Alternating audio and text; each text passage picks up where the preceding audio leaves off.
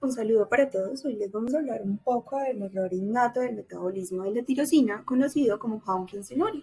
Este trabajo fue realizado por los estudiantes Manuel Alzate, Mariana Cano y Laura Moreno, estudiantes del curso de Química Clínica del pregrado en Microbiología y Bioanálisis de la Universidad de Antioquia. La Hawkinsinuria, también conocida como aciduria de Hawkinsina o déficit de 4-alfa-hidroxifenilpiruvato hidroxilasa, es un trastorno metabólico extremadamente raro que afecta el metabolismo de la tiroxina y es causado por mutaciones en el gen HPD. En cuestión de su epidemiología, debido a su rareza, la prevalencia exacta de la Hawkinsinuria no se conoce con precisión. Se cree que es menos de un caso por cada 1 millón de habitantes, y se han reportado muy pocos casos en la literatura médica. Hay menos de 50 casos documentados. Se han identificado principalmente en algunas familias en diferentes partes del mundo, que incluye Europa, Asia y América del Norte. En general, los errores innatos del metabolismo que están relacionados con la tirosina son muy poco frecuentes, y la Hawkinsinuria es una de las más inusuales dentro de este grupo. Para hablar de herencia, tenemos que es una herencia autosómica dominante y que el inicio o aparición de los síntomas se da en la infancia o en pacientes neonatales. En cuestión de la clínica de la Hawkinsinuria, tenemos que hay una gran variedad de manifestaciones clínicas, pero en la mayoría de los casos tiene un curso de fase. Tenemos una primera fase neonatal o de infancia temprana, donde se van a presentar los síntomas más graves y estos van a aparecer los primeros meses de vida. Pueden estar relacionados al consumo de leche preparada o al consumo de leche de vaca.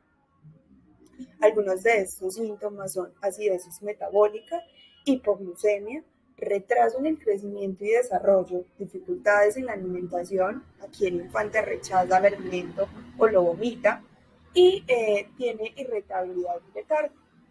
En esta etapa, la acumulación de ácido angiosínico y sus metabolitos interfieren con el metabolismo normal del cuerpo, lo que provoca desacidez y otros de los síntomas sistémicos. En una segunda fase o fase de recuperación, etapa infantil y adulta, tenemos que con el tiempo los síntomas metabólicos van mejorando de forma espontánea o con una dieta baja en tirosina. Sin embargo, algunos de estos síntomas pueden persistir, como el retraso leve en el desarrollo, la deficiencia en el crecimiento, problemas de aprendizaje, esto en algunos casos, y la excreción persistente del ácido angiosínico en la orina. Bien sabemos que este es un marcador muy importante para el diagnóstico. La hanquisinuria es un error innato del metabolismo de la tirosina de herencia autosómica dominante que es causada por mutaciones en el gen de la 4-hidroxifenilpiruvato dioxigenasa o HPD. Este gen codifica la enzima HPD, que es la responsable de catalizar la conversión del 4-hidroxifenilpiruvato dioxigenasa a ácido homogentísico. Cuando esta enzima presenta alteraciones, ya sean estructurales o funcionales, se interrumpe la vía del catabolismo de la tirosina, lo que da una producción de un metabolito conocido como hankinsina, que se acumula en el organismo, además de elevar los niveles de tirosina en el cuerpo.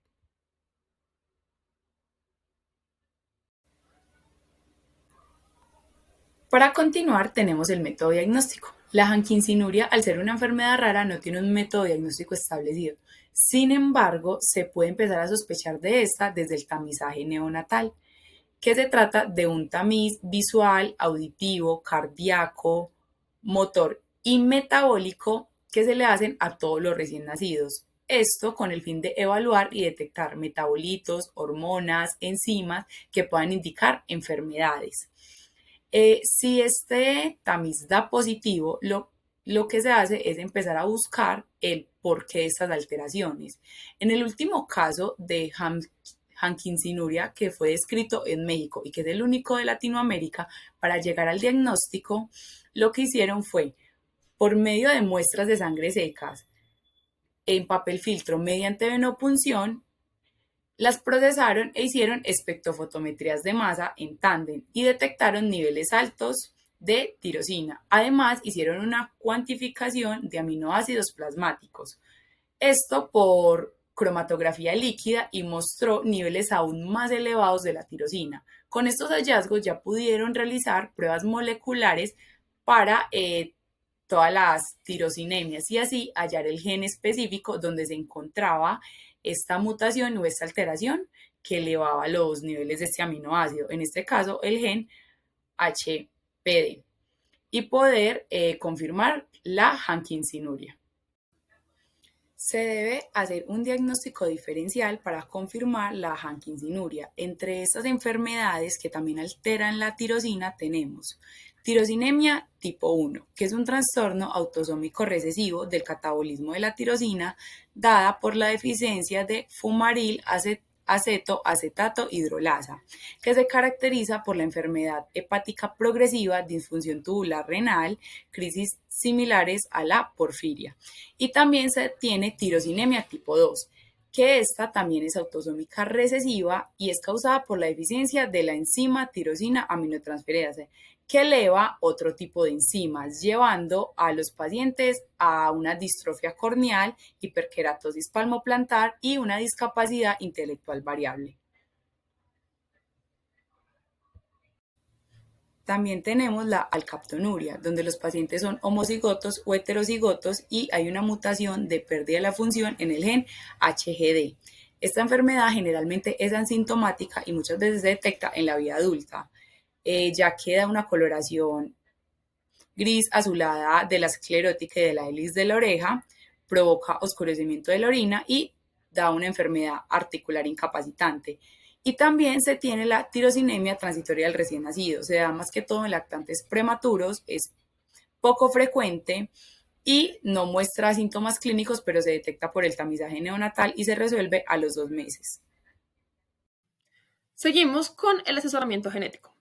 La hanquinsinuria es una enfermedad hereditaria con un patrón autosómico dominante, lo que significa que basta con heredar una copia mutada del gen HPD para desarrollar la condición.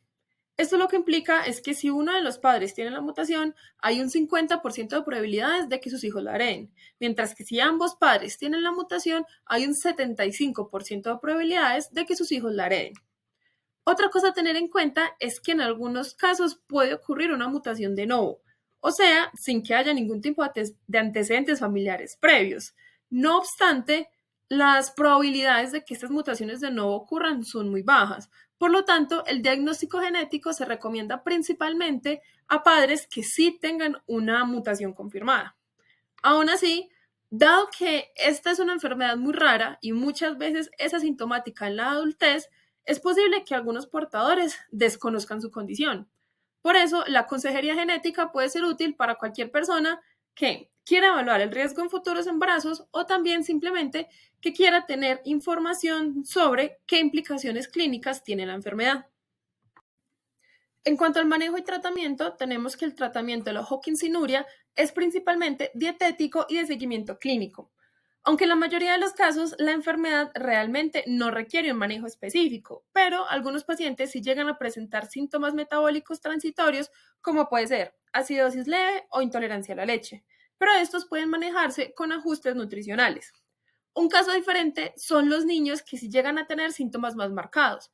En este caso se recomienda una dieta baja en tirosina y fenilalanina, ya que estos aminoácidos pueden llegar a acumularse en el cuerpo y terminan generando metabolitos anormales.